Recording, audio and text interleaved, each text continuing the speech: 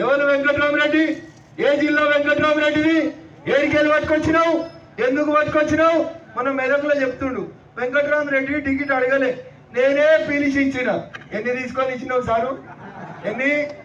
ఎన్ని సూట్ కేసులు? మన 10 ఎకరాలు రాయించుకున్నావా? 100 కోట్లకు ఎకరం చొప్పున 10 ఎకరాలు కొన్నాడు కదా, 1000 కోట్లు పెట్టి. రాసిరా బిడ్డకి? రాసి ఉంటారు. నేను చెప్పలే ఈ మాట, కవిత చెప్పింది.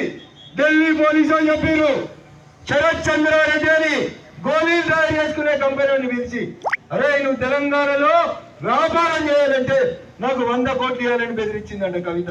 చూసి చూడలేదా పేపర్లలో? చూసి చూడలేదా? మరి బిడ్డనే 100 కోట్లు బెదిరించి తీసుకుంటే నాయన బాబు ఎట్లుండాలి? బహుశా 1000 కోట్లు కేసీఆర్ కో హరీష్ రావుకో బినామీగా ఉంటాడు వెంకట్రామరెడ్డి.